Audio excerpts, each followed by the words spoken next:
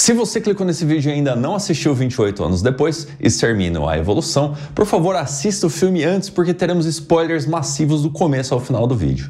Tendo dito isso, que filme foi esse, galera? Pelo amor de Deus. Eu não sei o que aconteceu exatamente, mas o Danny Boyle está completamente solto. Por mais que o filme tenha alto orçamento, ele ainda assim é muito experimental, como vocês devem ter percebido para quem já assistiu o filme. Lembrando bastante Trainspotting, que é um filme que eu gosto bastante e que lá atrás, quando foi lançado, foi criticado pelos seus maneirismos. Maneirismos aqui que em 28 anos depois funcionam absolutamente bem. E eu arrisco dizer que essa é uma das melhores sequências tardias que eu já vi no gênero do terror. E eu até queria começar esse vídeo de uma maneira mais fria, sem mostrar muito bem o que eu achei do filme. Porém, não tem como, é um filme que aflora as suas emoções, deixa os nervos à flor da pele e... Tendo dito isso, mais uma vez, como é bom estar errado, porque se você assistiu o meu vídeo sobre o segundo filme da franquia, 28 semanas depois, ou Extermínio 2, você deve ter lembrado que eu falei sobre uma seita, que talvez pudesse ter uma seita. Eu não sei se isso vai ser explorado nos próximos filmes que terão,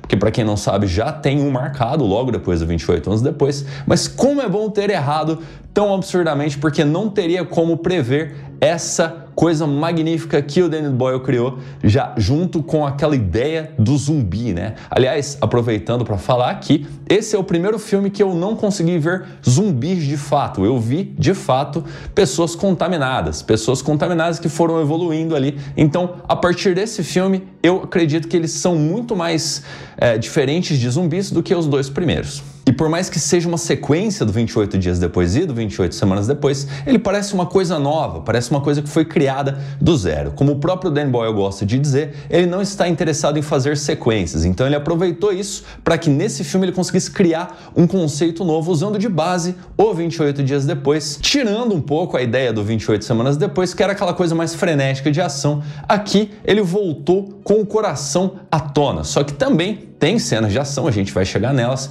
que são de tirar o fôlego. Agora, sobre o que é 28 anos depois, pra gente começar a nossa análise mais minuciosa. O filme começa com a cena mais aterrorizante que você pode imaginar em um filme de terror. A abertura de Teletubbies, com a pirralhada ali assistindo, enquanto os pais ficam muito preocupados e fogem. Eles estão na Escócia, não demora muito para a infecção chegar até a casa, e os adultos atacarem os menores ali, enquanto Jimmy, esse personagem loiro, mais loiro impossível, foge da casa enquanto a sua mãe grita para ele correr o mais rápido possível. Como é um filme 28 dias, 28 semanas, da franquia 28, é claro que tem que começar com alguém correndo de infectados, e aqui não seria diferente. O Jimmy corre até a igreja, chama pelo pai dele, que é um padre, ou não sei exatamente qual é a denominação, já que ele é casado e tem um filho, mas o padre está completamente insano e feliz falando que chegou o juízo final. O Jimmy se esconde e acabou por aí esta sequência de início de contaminação na Escócia, ok? Porque o filme inteiro se passa na Escócia,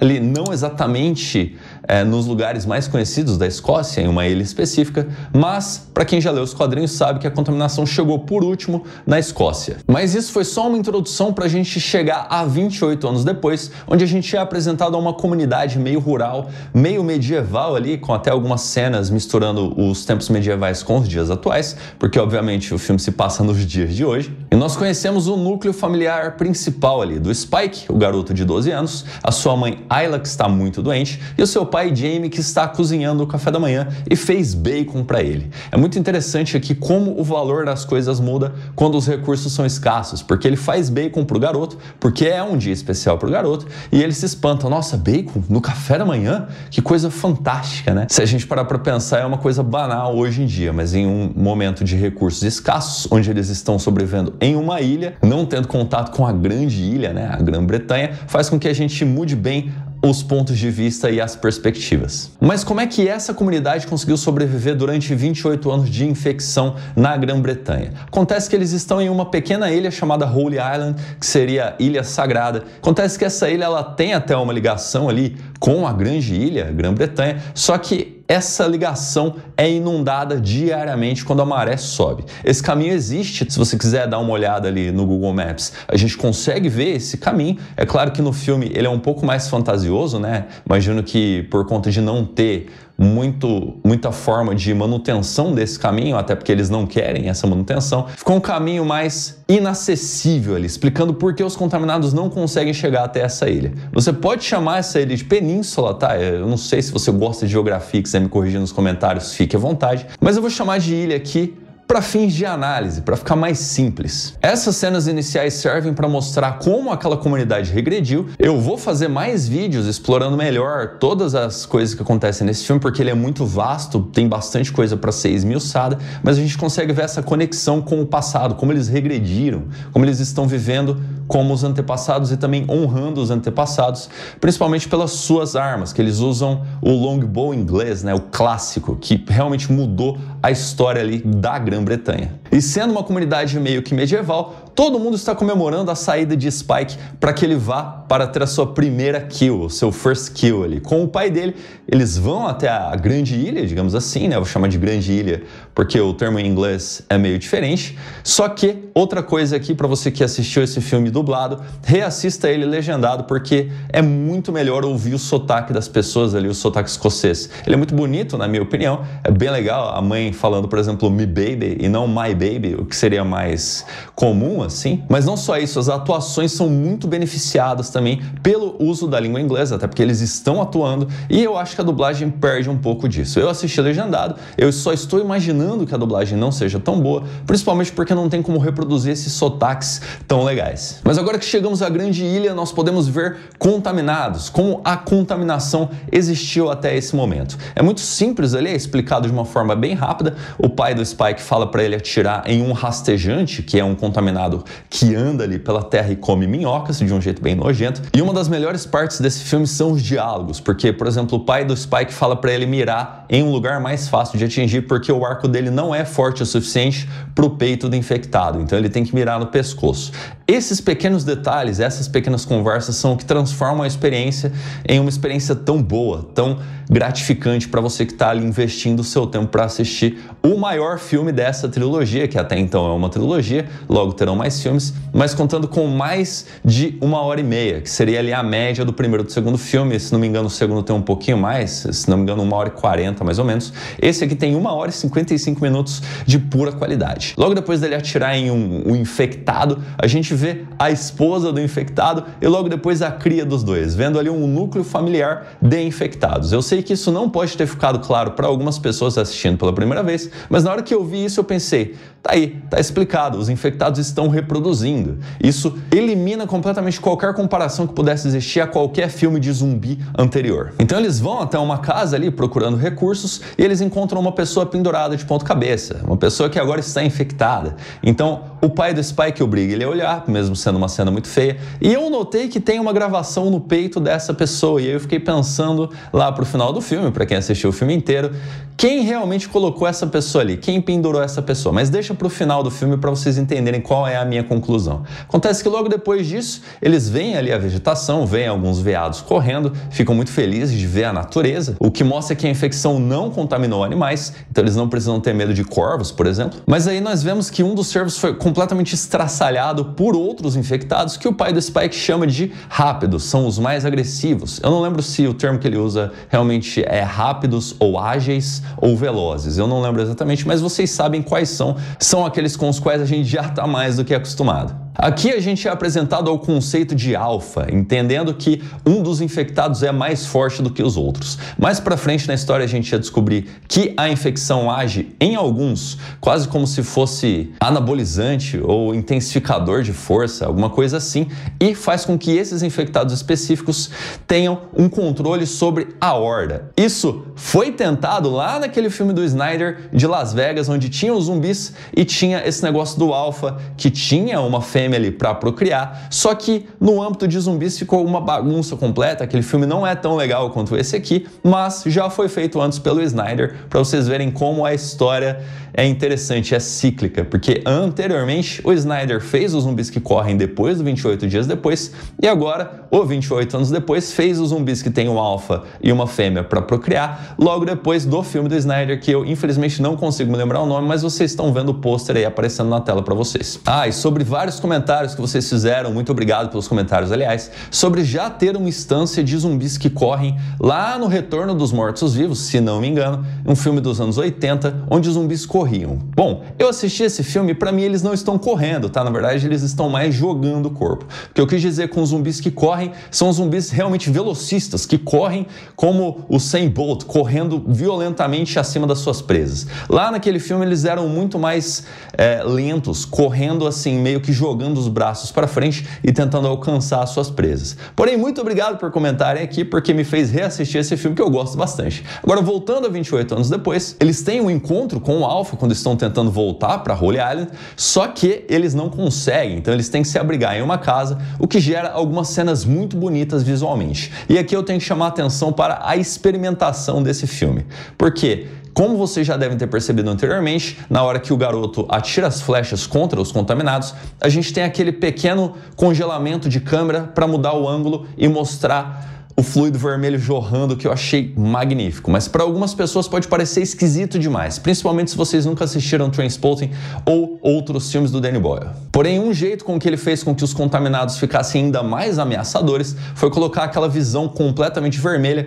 com os olhos brilhando bastante. Eu achei isso bem interessante porque provavelmente é a forma como os contaminados enxergam, porque se vocês lembrarem bem, eles sangram pelos olhos, então provavelmente a visão deles é vermelha. Eu achei esse um efeito visual muito legal. Toda hora que aparecia ele, eu ficava meio apreensivo ali. Não é um filme que assusta, tá? Não é um filme que dá medo, mas isso foi um efeito visual muito legal. Seguido para o sonho do Spike, porque eles estão ali se abrigando naquela casa muito velha e ele tem um sonho maravilhoso. Voltando para o Danny Boyle, né? Essa experimentação louca que ele faz, esses sonhos estão presentes nesse filme. Ainda bem, porque não disseram não pra ele, porque se vocês lembrarem das cenas deletadas do primeiro e do segundo filme, vocês devem ter percebido que tem algumas cenas bem experimentais ali, que provavelmente por motivos comerciais, eles acabaram segurando e não deixando estar no corte final. Eu fico muito feliz que aqui eles tenham deixado. E quando a casa desmorona, a gente tem uma perseguição muito frenética.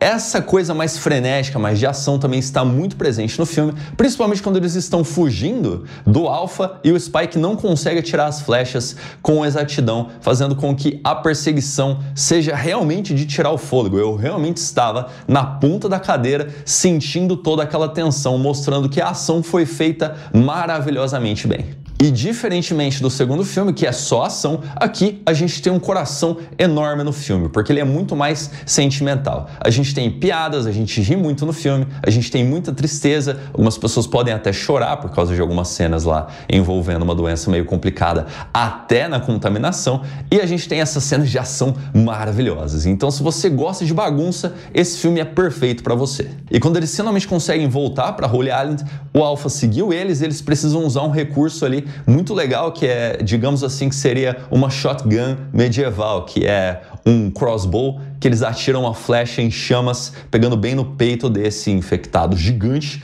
que parece que está usando esteroides ali, e eles conseguem voltar para a ilha, onde tem uma festa incrível, uma festa no melhor estilo medieval. Essa festa também é muito legal porque ela mostra o ótimo uso da trilha sonora desse filme. Eles não usaram a trilha sonora do filme mesmo, da franquia, mas eles usaram meio que partes dela remixadas e algumas outras músicas que fazem muito sentido, e aqui a música medieval é muito legal. Eu não sei se já existe essa música, se ela é uma música conhecida, mas eu achei muito legal porque parecia que não combinava muito com o filme, mas aqui ficou perfeito.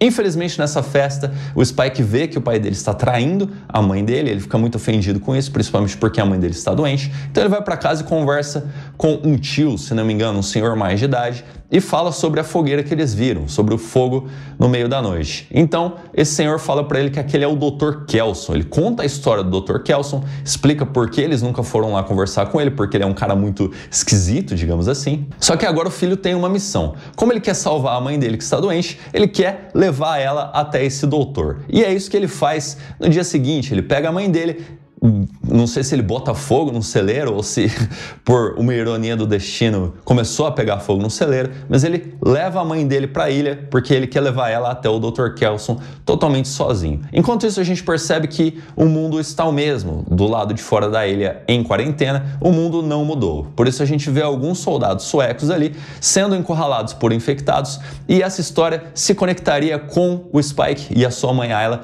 logo depois. Porque enquanto eles estão fugindo dos infectados, eles encontram encontram um sobrevivente sueco chamado Erik, que é um cara que é responsável por trazer mais esse bom humor do filme. A gente tem até uma cena ali meio engraçada sobre as mulheres que fazem enchimento labial e o Spike falando que tem uma garota na ilha que tem isso, quando ela come frutos do mar ela fica toda inchada. O Erik fica super ofendido ali, risadas no cinema, mas isso era um pouco antes da gente ter um encontro com um novo alfa.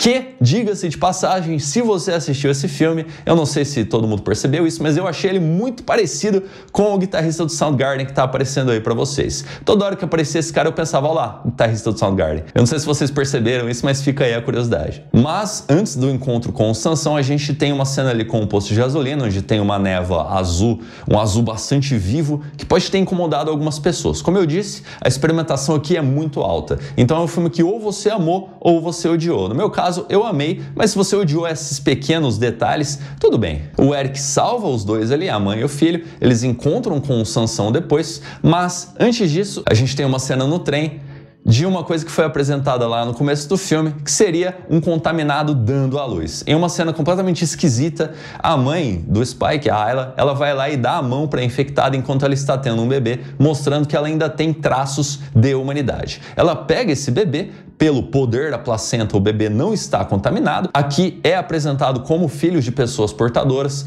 podem não ter essa condição se cuidadas corretamente ali no momento em que nascem, para não ter contato com os fluidos da mãe, se é que vocês me entendem. Mas logo depois disso, a mulher que acabou de dar à luz avança em cima deles, o Erik aparece, salva o dia, mas pra nada, porque logo depois o Sansão pega ele pelo pescoço e faz aquela coisa que ele tinha feito lá na árvore anteriormente, que eu acho que é um tipo de sinal de marcar território dos alfas. Eles fogem, se encontram com o Dr. Kelson e aí a gente tem aquele coração enorme do filme, porque aqui o garoto conseguiu levar a mãe dele até o médico só para ela saber que estava em metástase. Eu não vou entrar em maiores detalhes sobre o que é isso, se vocês quiserem vocês pesquisam, porque esse é um assunto muito delicado e no filme ele ficou muito sentimental de uma forma muito positiva.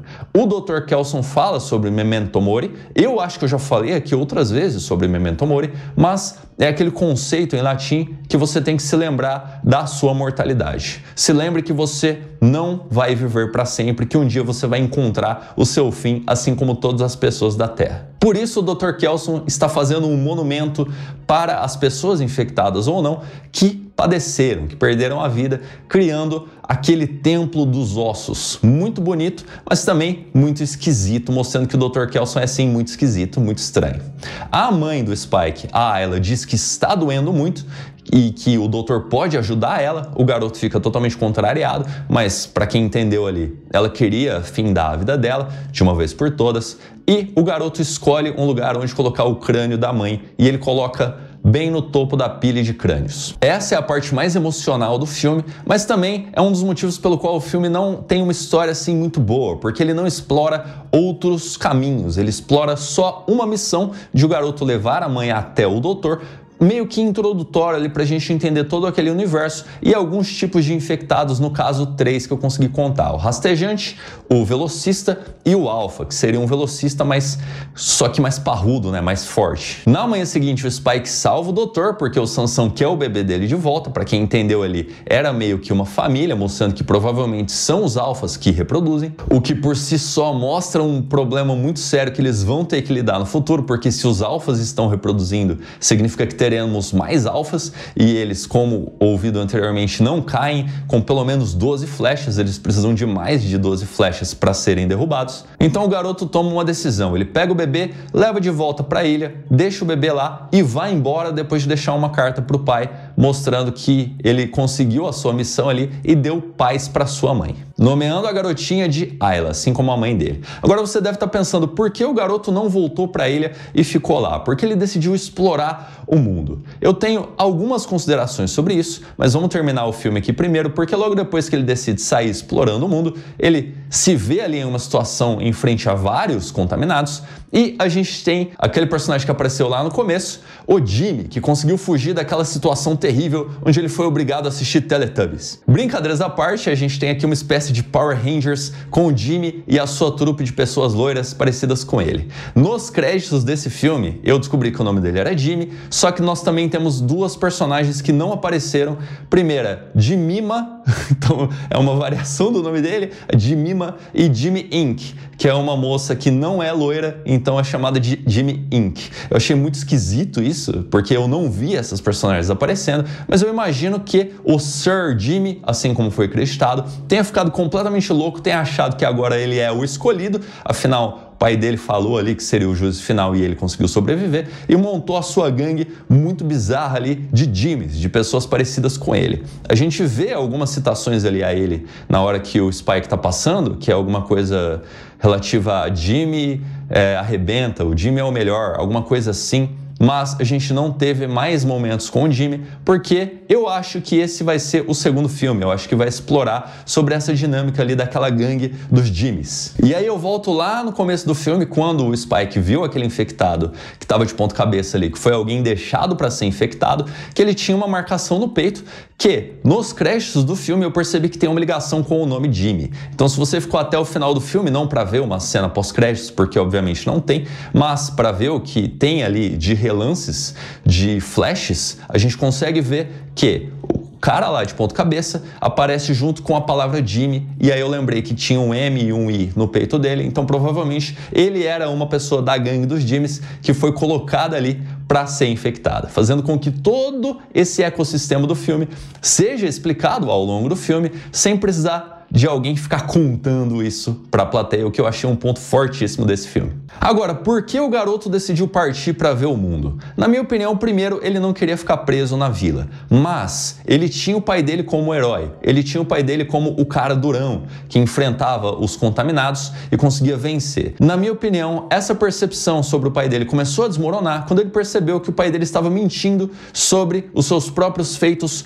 contra os contaminados, porque ele não tinha conseguido acertar os contaminados, mas o pai dele estava lá falando sobre como ele foi heróico e como derrubou vários. Logo depois disso, ele vê que o pai dele está traindo a mãe doente dele, o que foi uma coisa terrível. Mas o mais importante foi, ele morria de medo dos alfas, fazendo com que ele buscasse abrigo na casa que estava desmoronando, que eventualmente desmoronou, mas que ele não conseguiu atacar o alfa, ele não conseguiu derrubar o alfa, coisa que o doutor conseguiu com uma simples zarabatana, com umas coisas ali que deixaram ele meio grogue, fazendo com que ele se tornasse um cara ainda mais forte, ainda mais badass, digamos assim, do que o pai dele. E se aquele cara, se o doutor está vivendo ali no meio dos infectados, por que que ele não pode, sendo que o doutor está conseguindo? Então eu acho que o doutor, aquela pessoa que conseguiu contar para ele, coisa que ninguém da ilha conseguiu, que a mãe dele não ia durar muito, que a doença dela era terminal, coisa que o doutor conseguiu fazer, ele contou pro garoto. Eu acredito que a partir desse momento ele decidiu seguir os passos do doutor e explorar o mundo, que é uma coisa que ele queria fazer desde o começo. Eu não sei o que vai acontecer no segundo filme, mas vale dizer aqui que essa ilha ela está mais próxima de Edimburgo, então provavelmente a gente vai ver uma cidade no segundo filme. Agora, o que eu achei de 28 dias depois? Eu achei que toda a experimentação funcionou absolutamente. Eu gostei bastante do gás, aquele azul bem forte, mostrando uma ameaça real, mostrando que tinha alguma coisa ali que eles precisavam se preocupar porque eles iam respirar aquilo. Seria muito esquisito se eles entrassem ali na gas station e não tivesse nada e eles começassem a falar: "Oh, tem gás!" tossindo. Eu gosto muito mais de ver a coisa. Pode ter parecido esquisito para quem não está acostumado a esse tipo de loucura, por exemplo, o Presente em Cemetery Man, que vai ganhar análise aqui no futuro, que é um filme que eu gosto bastante, que se vocês nunca assistiram, procurem achar ele para assistir, porque vale muito a pena. Mas essas experimentações funcionam absolutamente bem. Principalmente o sonho do Spike com relação à mãe dele ali, que aparece ela se afogando. Eu achei isso incrível, impecável. Aquelas cenas com os infectados onde tá tudo vermelho, achei muito bonito, muito aterrorizante também. E principalmente aquelas sobreposições das cenas medievais com as cenas dos dias atuais daquele pessoal ali em quarentena, mesmo que o resto do mundo esteja vivendo nos dias atuais normalmente. A trilha sonora é excepcional, eu gostei bastante dela, desde as primeiras músicas até a última música que toca, que uma curiosidade aqui, eu não sei se todo mundo percebeu, mas lá no final, quando o Spike está fugindo ali por aquela estrada que serpenteia em zigue-zague, a gente tem o final da trilha do 28 dias depois, que é aquela trilha maravilhosa que eu falei que é uma das melhores trilhas de terror que eu já ouvi, mas a gente só tem o final, aquele final mais pra cima, mais melódico. Claro que não é exatamente só o final, né? É uma releitura ali do final, mas é muito interessante porque no segundo filme eu senti falta desse momento da música que não tocou em nenhum momento durante o filme inteiro. Aqui no terceiro, no 28 anos depois, é muito curioso que o Danny Boyle tenha escolhido só o trecho final para tocar lá no final do filme. Achei uma escolha muito legal, mas curioso ainda eu ter percebido isso lá no segundo filme. Agora, sobre os pontos negativos desse filme, o principal eu acho que foi porque a história foi direta demais. Eu não gostei que foi só uma missão. O garoto queria levar a mãe dele até o médico, levou, acabou o filme. Eu queria que tivesse mais exploração, eu queria que eles explorassem mais, por exemplo, a comunidade. A gente vê ali que tem um cara que usa uma máscara muito esquisita. Eu imagino que aquela máscara seja para representar o infectado. Todo aquele treinamento ali dos garotos com os arcos, eu achei que devia ter sido mais explorado. Não que não foi explorado suficientemente, mas eu acho que tinha bastante história ali. E no momento que apareceu o bebê, ele não chora em nenhum momento. Eu achei isso muito esquisito. Não dá para acreditar que o bebê simplesmente não tenha chorado, mas isso não me incomodou tanto assim, porque no geral esse filme é excepcional e leva 8 estrelas aqui no canal. Eu só não dou 9 ou 10 pelos motivos que eu apresentei anteriormente e também porque eu achei um pouco bagunçado, eu queria uma linha mais reta, mas como é uma coisa tão nova, tão fresca, não tem como eu dar menos do que 8 estrelas pela qualidade geral. Agora, quais são as minhas expectativas para o próximo filme que já está em desenvolvimento? Eu quero muito ver o Sir Jimmy com os seus Jimmys ali, na gangue dos Jimmys, parece uns Power Ranger mesmo, que mostra por que o Spike quis se unir a eles no final do filme, porque lá no começo do filme ele dá adeus ali ao seu Ranger vermelho de brinquedo, mostrando que ele ainda, acima de tudo, não é um adulto. Mas eu quero ver esse lado mais cruel do Sir Jimmy, que lembra bastante dos quadrinhos o King Dickson, o Rei Dickson, que era muito mais violento do que o Sir Jimmy. Ou será que não? E se você não sabe do que eu estou falando, não precisa se preocupar, porque logo teremos uma análise do quadrinho do 28 Dias Depois, que é muito legal e eu espero que seja um vídeo muito assistido por vocês aqui, porque tem bastante história lá que vale a pena ser contada. Agora, o que você achou de 28 anos depois? Você tá do lado das pessoas que achou um filme meio bagunçado, meio esquisito demais, digamos eclético demais para o gosto de vocês? Ou vocês acharam, assim como eu, uma obra-prima que mostra o melhor do Danny Boyle, completamente maluco, completamente experimental, usando todos os recursos possíveis e não levando nenhum não, que eu acho que foi a parte primordial aqui que fez esse filme ser tão bom. Dito isso, deixe aí nos comentários o que você achou desse filme, quais são as suas expectativas para o próximo. Muito obrigado por assistir até aqui e até o próximo vídeo.